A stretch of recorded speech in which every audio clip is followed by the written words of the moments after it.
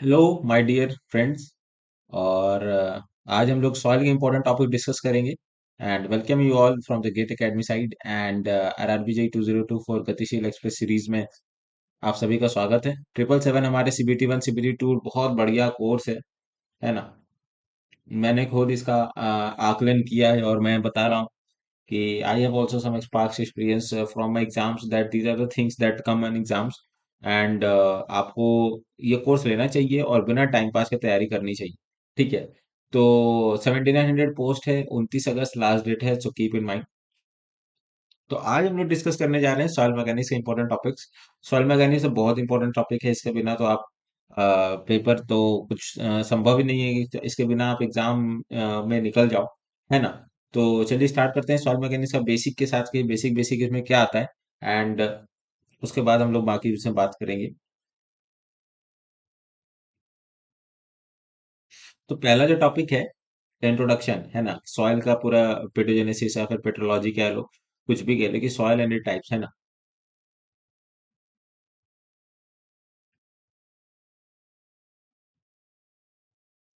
Soil and its types. ठीक है। हमारे पास बहुत सारे एजेंसी के सॉइल होते हैं, कि जैसे कि सॉइल मैकेनिक्स क्या होती है, and geological formation of soil क्या होता है।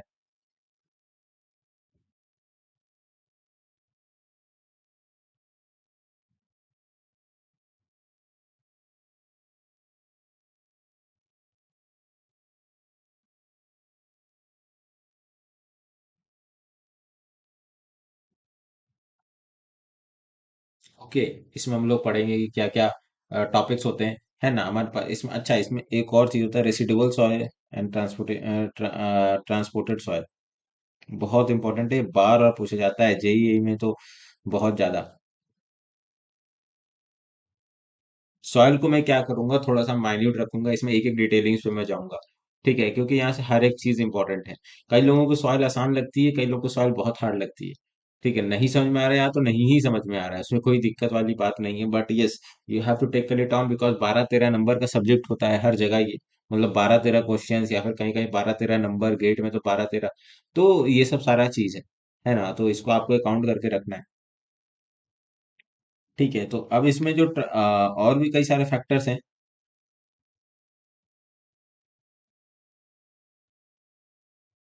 बेसिकली ट्रांसपोर्टिंग एजेंसी के ऊपर भी बहुत सारा है, कि एलोवियल डिपॉजिट क्या होता है। ठीक है।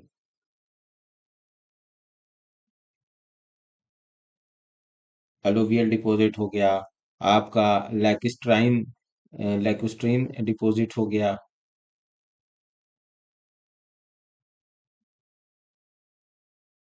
मरीन डिपॉजिट हो गया।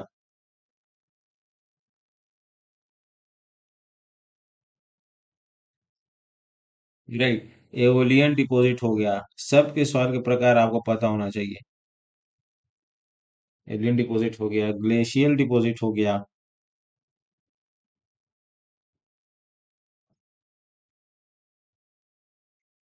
ग्रेविटी डिपॉजिट हो गया। तो ये सब चीजें आपसे पूछी जाएंगी। ठीक है ना। तो इस सारी चीजों को आपको करके रखना है ना। और भी बहुत सारे types of soil, different types of soil हो गए।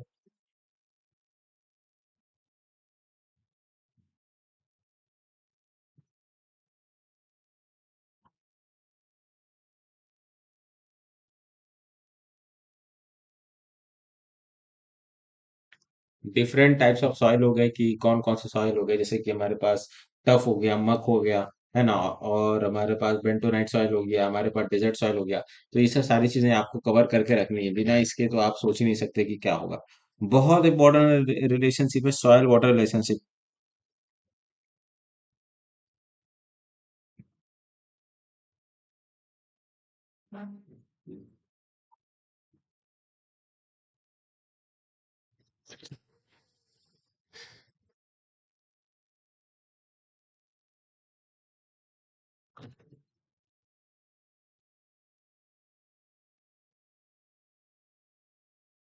ठीक है, यहाँ से न्यूमेरिकल बनता है।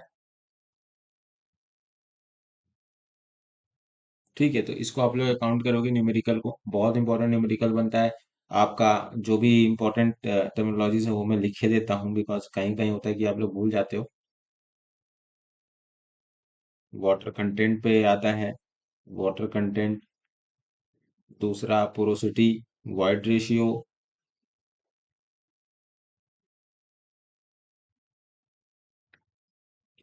तीसरा degree of saturation.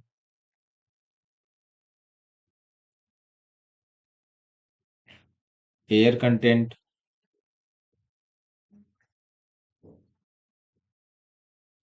Percentage air void, इसी में एक होता है परसेंटेज एयर वॉइड।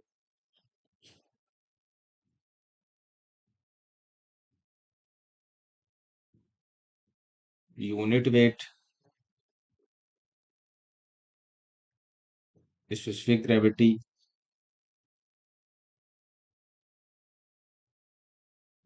ठीक है, तो ये सारा चीज आपको आना चाहिए, है ना। आप एक बहुत इंपॉर्टेंट है रिलेटिव डेंसिटी।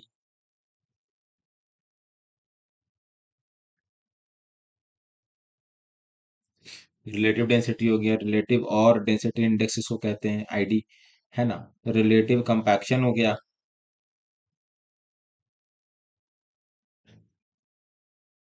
रिलेटिव कंपैक्शन हो गया, है ना। तो ये सब सारी चीजें, अच्छा, स्पेसिफिक ग्रेविटी की तो अलग ही कहानी चलती है सॉइल मैकेनिक्स में थोड़ा सा। तो इसमें क्या होता है कि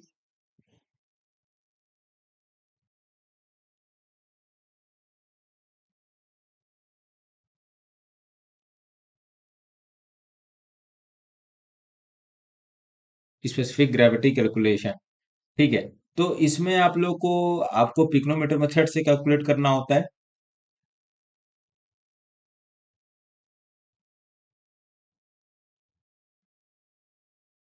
पिक्नोमीटर मेथड है, तो इसका एक फॉर्मूला होता है, जी इज इक्वल टू।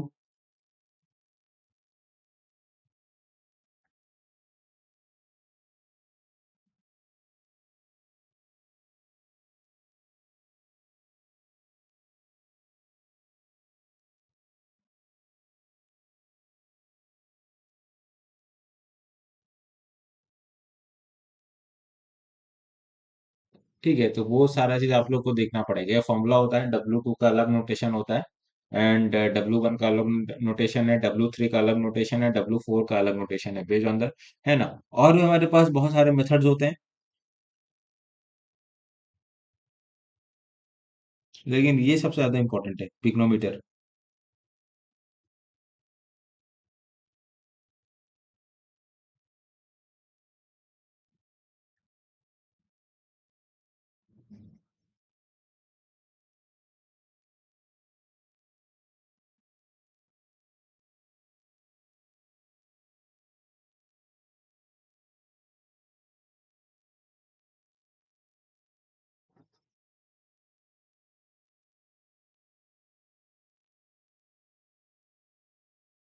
ओके, तो ये सारा चीज है, स्पेसिफिक ग्रेविटी कैलकुलेशन यहाँ से बहुत आता है।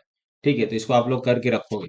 आगे हम लोग देखते हैं कि वाटर कंटेंट का डिटर्मिनेशन, है ना। वाटर कंटेंट का डिटर्मिनेशन भी बहुत बड़ी कहानी चलती है, कि वाटर कंटेंट को कैसे डिटरमाइन करना है, क्या क्या मेथड्स होते हैं। इसमें सबसे अच्छा तो ओवर ड्राइंग मेथड होता है, आप सबको पता ही होगा।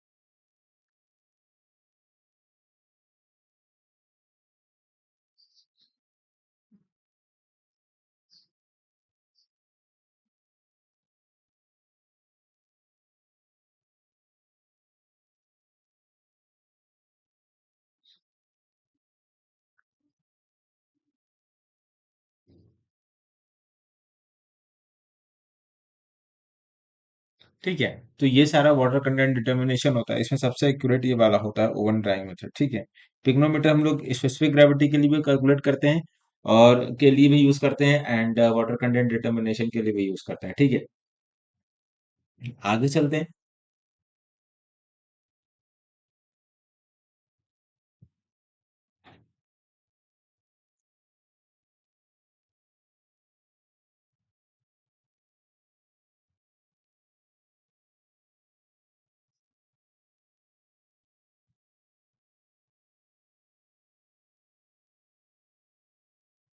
वाटर बैलून मेथड हम लोग इसमें यूज करते हैं।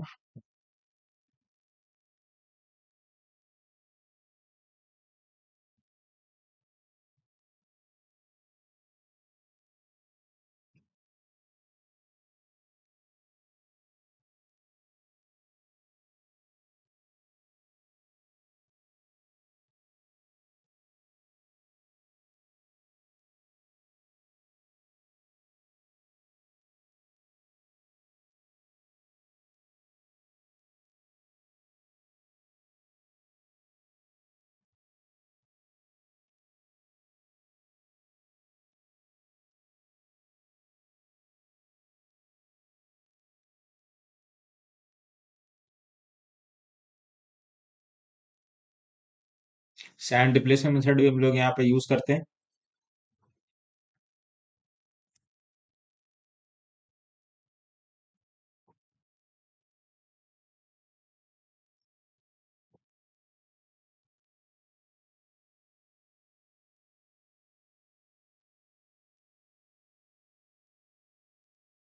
ठीक है। तो ये सारे मेथड्स होते हैं हमारे पास। बेसिकली हमारे पास देखिए वाटर कंटेंट डिटर्मिनेशन में इतने सारे मेथड है, determination of bulk unit weight में भी इतने सारे मेथड्स है ना। तो ये सारा चीज आप लोग को करके रखना है, राइट।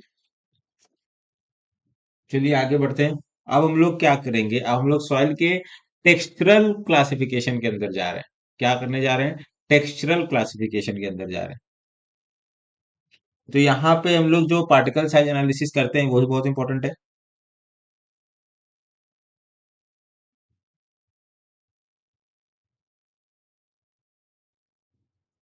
पार्टिकल साइज एनालिसिस हो गया, या फिर ग्रेन साइज एनालिसिस हो गया, एक ये भी बोलते हैं,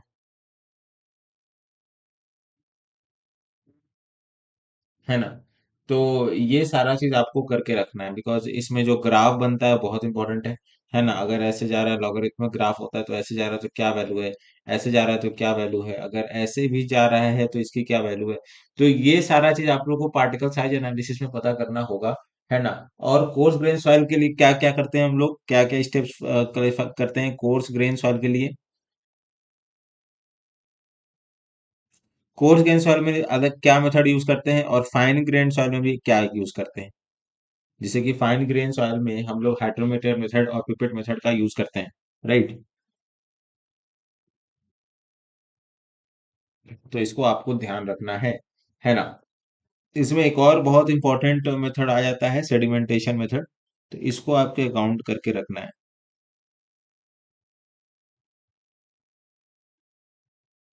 जस्ट एन ओवरव्यू आपको मिल रहा है कि इसमें क्या क्या इंपॉर्टेंट टॉपिक्स हैं जहां जहां से सवाल बनते हैं, है ना। तो ये सारा चीज है। चलिए आगे देखते हैं कि अब हमारे पास कंसिस्टेंसी।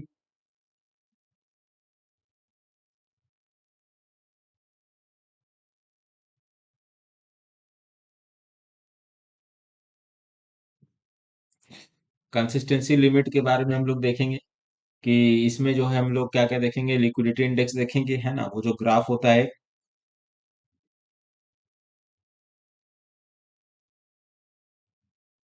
ठीक है। तो इसके बारे में हम लोग देखेंगे कि वो क्या है। कंसिस्टेंसी लिमिट हो गया आपका। तो इसमें हम लोग देखेंगे लिक्विडिटी इंडेक्स क्या होता है, कैसे ग्रांडेड टूल का क्या फंक्शन है भाई, है ना।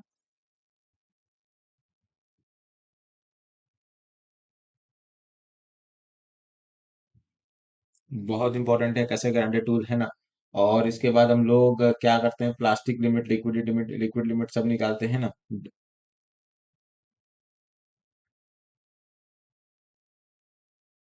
है ना। तो ये सारा चीज बहुत इंपॉर्टेंट फैक्टर है, इसको आप लोग बिना इग्नोर किए तो रख नहीं सकते।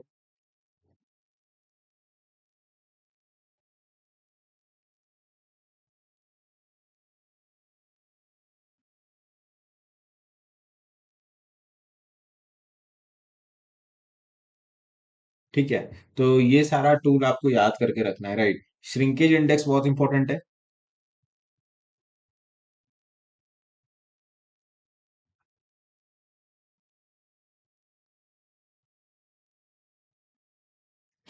कैलकुलेशन इसका बहुत इंपॉर्टेंट है, न्यूमेरिकल डायरेक्ट आएगा यहाँ से, डायरेक्ट।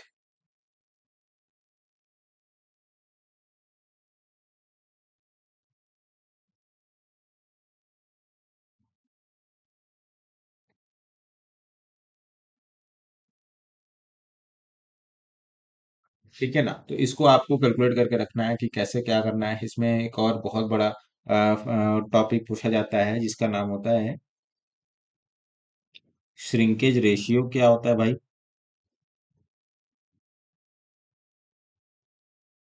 और प्लास्टिसिटी इंडेक्स पूछा जाता है।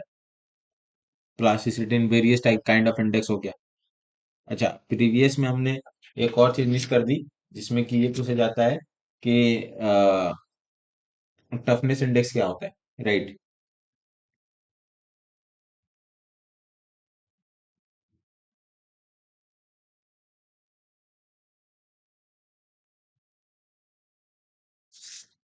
है ना।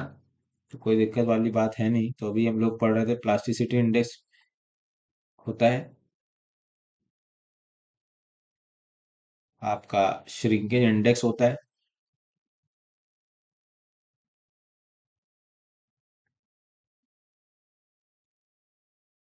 कंसिस्टेंसी इंडेक्स होता है,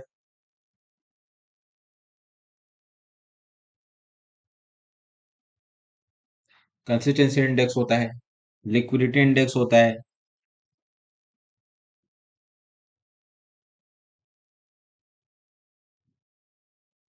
ठीक है। और टफनेस इंडेक्स तो होता ही होता है।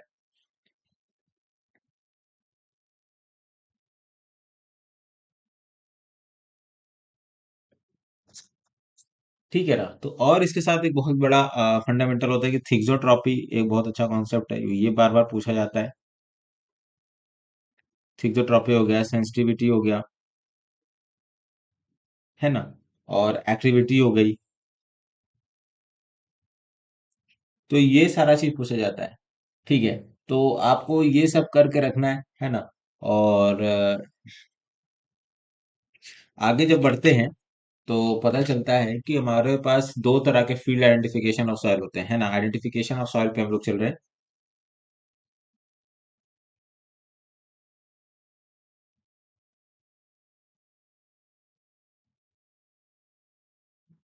तो इसमें दो मेथड्स होते हैं। मतलब दो चीजों से हम लोग आइडेंटिफाई कर सकते हैं। एक तो होता है देख के कर सकते हैं, फिजिकल अपीयरेंस हो गया, है ना।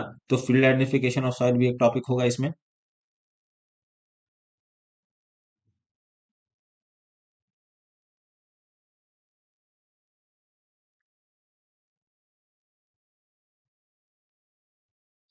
और इसमें एक होगा कि soil qualification on stand Indian standards, और भी कई सारे स्टैंडर्ड्स के अनुसार। जैसे कि आपके पास है यूएस, है ना, आस्थो हो गया,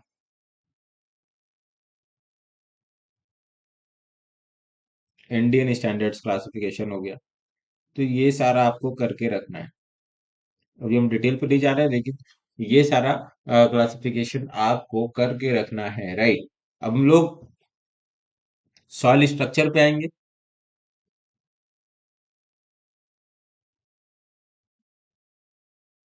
कितने तरह के स्ट्रक्चर्स होते हैं इसके, है ना। और स्ट्रक्चर के फॉर्म्स के बाद क्या क्या बनता है, वेरियस क्ले मिनरल्स कौन कौन से होते हैं, जैसे कि। और इसमें जो एटॉमिक स्ट्रक्चर ऑफ टू, दो तरह का फंडामेंटल क्रिस्टल होता है इसमें, है ना।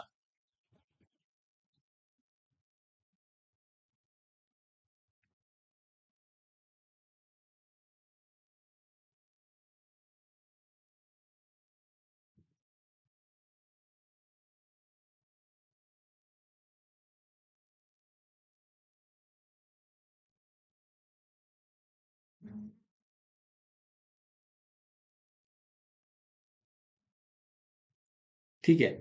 और मिनरल्स क्या क्या होते हैं? अच्छा, एक और बहुत इंपॉर्टेंट टर्म कि आइसोमॉर्फस सब्स्टिट्यूशन क्या होता है?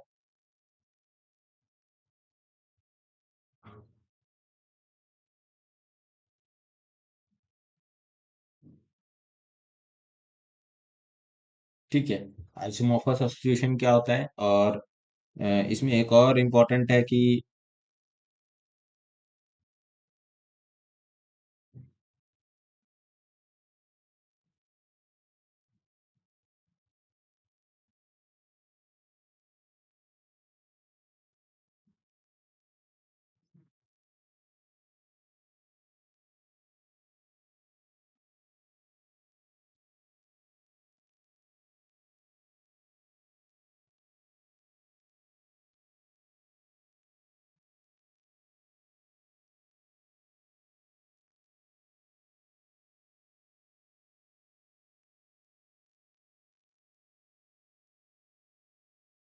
सबके क्या क्या टाइप्स हैं और क्या क्या सिग्निफिकेंस है, तो ये आपको देखना पड़ेगा, राइट?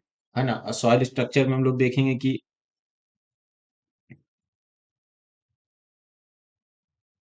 कैसा है सॉइल। ठीक है, इसमें देखेंगे सिंगल ग्रेन्ड स्ट्रक्चर है क्या,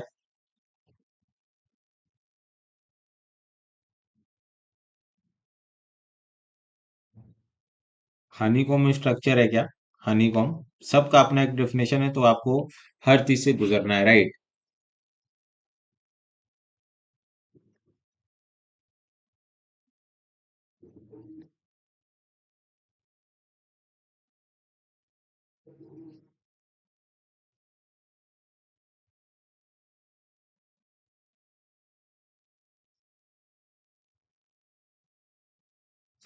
ठीक है, तो ये सारा चीज आपको बेसिकली अभी तक मैंने डिस्कस किया है कि श्रिंकेज लिमिट क्या है, कंसिस्टेंसी लिमिट क्या है, particle size analysis, determination of bulk unit by water content determination, specific gravity calculation, तो ये सारा चीज आप लोग को करके रखना है, राइट?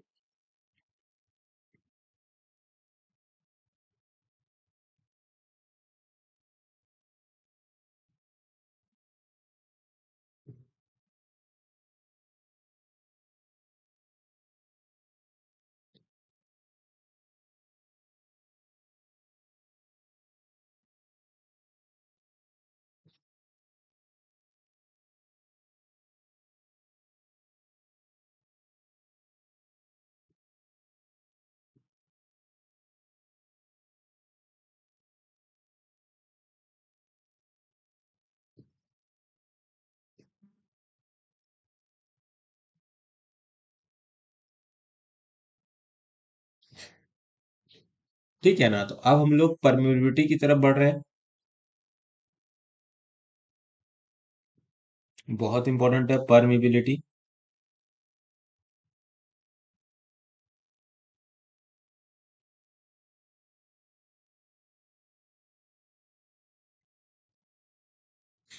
ठीक है, तो इसको आप लोग अकाउंट करें, है ना? तो आपको इसमें पढ़ना है कि discharge through full, Darcy law के बारे में आपको पता होना चाहिए।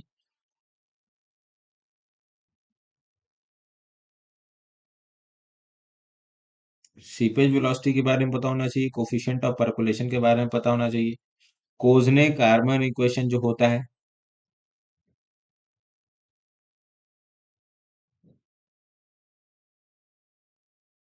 राइट? कोजने कार्बन इक्वेशन मैं आपको लिख देता हूँ, अगर आपको याद हो तो, 1/c into 1/s² E³ / 1 + E into Γ W/μ into D²। तो ऐसे आपको याद रखना है, ये थोड़ा सा लंबा इक्वेशन है, बट ये आपको पता होना चाहिए।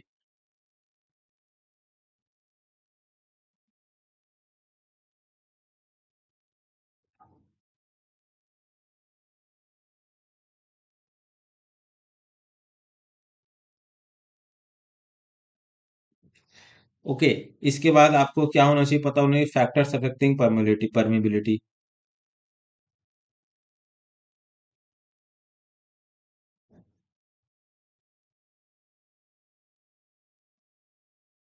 है ना? फैक्टर अफेक्टिंग परमेबिलिटी, इसमें दो तरह के टेस्ट होते हैं।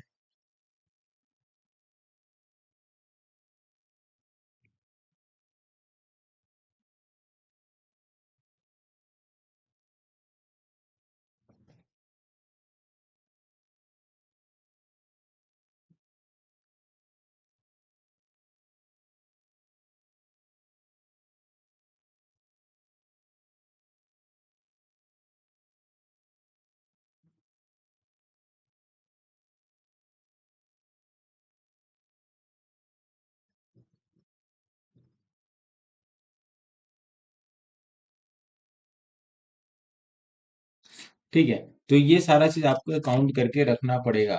और हॉरिजॉन्टल फ्लो में क्या होगा, हॉरिजॉन्टल फ्लो है, वर्टिकल फ्लो है, किस किस तरीके का फ्लो है, तो वो आपको काउंट करके रखना पड़ेगा।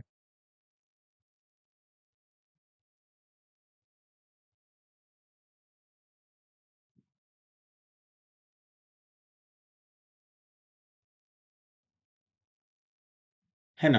तो ये सारा चीज आपको देखना पड़ेगा। ठीक है, तो आई थिंक दैट ये थोड़ा सा आज के सेशन के लिए इतना सही रहेगा। इसमें हम लोग आइए देखते हैं कि कुछ कुछ चीज़ें अगर छूट रही होंगी तो वो हम लोग इसमें डालेंगे।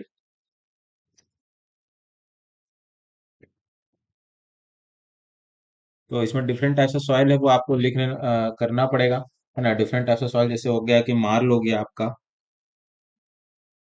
यूनिक यूनिक सॉइल पूछ लेता है कहीं, मार्ल हो गया। म,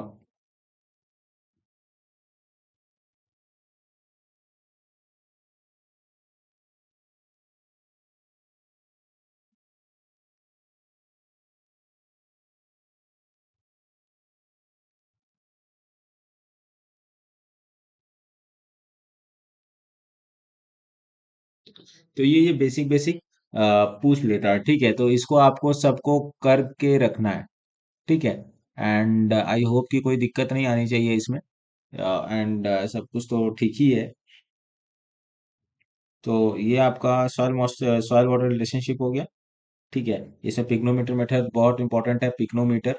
एंड इसके बाद वाटर कंटेंट डिटर्मिनेशन बहुत इंपॉर्टेंट हो जाता है, determination of bulk unit weight, और तो हमने ये सब मेथड डिस्कस किए। And particle size analysis, grain size analysis भी किया हमने कि क्या क्या मेथड्स इसमें हमको क्या क्या पढ़ना है। एंड कंसिस्टेंसी लिमिट हो गया, कैसे ग्राइंडेड टूल को कैसे किसमें क्या ये पढ़ना है कि कैसे ग्राइंडेड टूल को कैसे चलाते हैं, है ना। कितना नंबर ऑफ ब्लोज देते हैं, कितना नंबर ऑफ ये देते हैं, लिक्विडिटी लिमिट और प्लास्टिक लिमिट और सॉलिड लिमिट, ये सब सारा चीज पता होना चाहिए। टफनेस इंडेक्स के बारे में पता होना चाहिए। श्रिंकेज इंडेक्स बहुत ज्यादा इंपॉर्टेंट है, इससे न्यूमेरिकल बनता ही बनता है ना। और आप इसको छोड़ नहीं सकते, है ना। फिक्सोट्रॉपी सेंसिटिविटी एक्टिविटी आसान है, टेबल बनता है यहाँ से, ठीक है। आइडेंटिफिकेशन ऑफ सॉइल में हम लोग फील्ड आइडेंटिफिकेशन करते हैं, फिजिकल होगा चाहे उसको सूंघ के देखते हैं, उसका कलर देखते हैं, ये सब सारी चीजें हैं।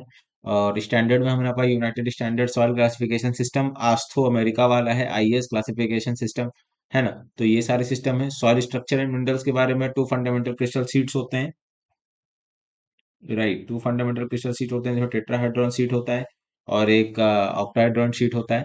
और इसमें एक आइसोमॉर्फस सब्स्टिट्यूशन होता है। वेरियस क्ले मिनरल्स होते हैं हमारे पास, काओलिनाइट, मोंटमोरिलोनाइट और इलाइट। ओके।